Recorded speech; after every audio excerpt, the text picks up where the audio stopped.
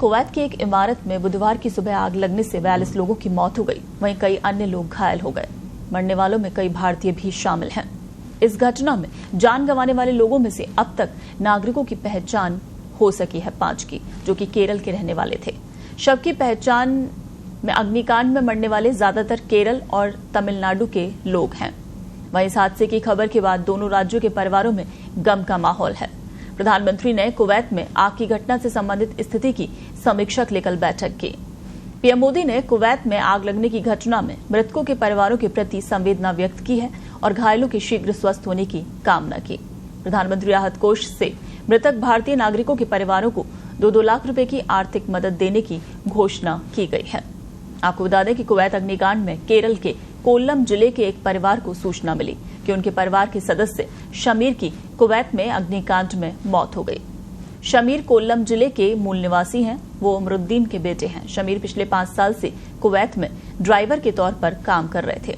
वो करीब 9 महीने पहले छुट्टी पर केरल गए थे। कुवैत अग्निकांड में केरल के कोट्टायम के पंपाड़ी के रहने वाले स्टेफन अब्राहम सबू की भी मौत हो गई। स्टेफन अब्राहम सबू पंपाड़ी के सबू फिलिप के बेटे हैं। वो कुवैत में इंजीनियर के तौर पर काम कर रहे थे। स्टेफन की मांग शर्ली सबू और भाई फेबिन और केविन हैं। इसके अलावा हादसे में जान गंवाने वालों में केरल के ही कोल्लम के रहने वाले 29 वर्षीय साजन जॉर्ज भी शामिल हैं। एमटेक ग्रेजुएट साजन जॉर्ज 1 महीने पहले नौकरी मिलने के बाद कुवैत चले गए थे। वो उस कंपनी में जूनियर मैकेनिकल इंजीनियर थे जहां ये हादसा हुआ है और वो कोल्लम के मूल निवासी जॉर्ज पोथम और वलसम्मा के बेटे हैं। इसके अलावा केरल के कासरगोड के 2 निवासी भी कुवैत अग्निकांड का शिकार हुए हैं।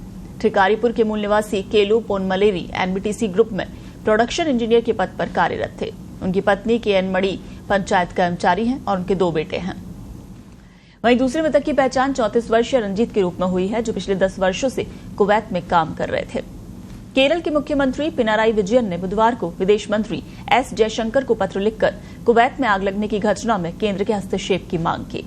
इधर विदेश राज्य मंत्री कीर्तिवर्धन सिंह, जो कि कुवैत की यात्रा पर हैं, उनका कहना है कि कुवैत में हुई घटना दुर्भाग्यपूर्ण है। मैं जा रहा हूं, वहां की स्थिति के बारे में सरकार को जानकारी दूंगा। शवों की पहचान के लिए डीएनए परीक्षण किया जा रहा है, जिससे शवों को भारत लाने में कुछ समय लग सकता है। शवों की पहचान हालांकि हो गई है, उन्हें भारत लाया जाएगा। कुवैत में हमारा दूतावास प्रभावित लोगों को राहत प्रदान करने के लिए स्थानीय अधिकारियों के संपर्क में बना हुआ है।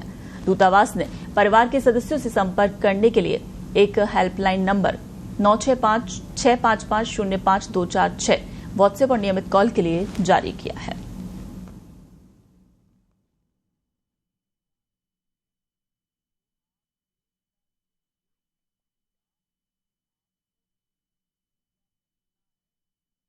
बहुत ही दुखद है।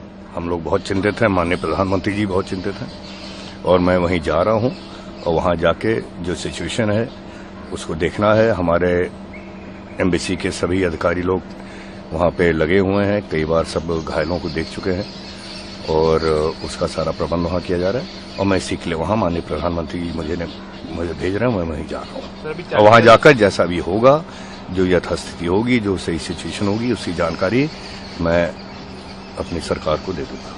वहां से लोगों को वापस लाने का कैसे प्रोसेस है? वहां पे जो अभी जो बॉडीज हैं, क्योंकि कुछ बॉडीज बहुत ज्यादा जल चुकी हैं, उनके पहचान करने में जो दिक्कत हो रही है उसके लिए डीएनए टेस्टिंग हो रही है। डीएनए टेस्टिंग में थोड़ा समय जरूर लगेगा। हमारे एयरफोर्स का प्लेन यहाँ तैयार खड़ा हुआ है और जैसी बॉडीज का आइडेंटिफिकेशन हो जाएगा वो एयरफोर्स के प्लेन से यहाँ वापस अपने देश में लाई जाएंगी। धन्यवाद।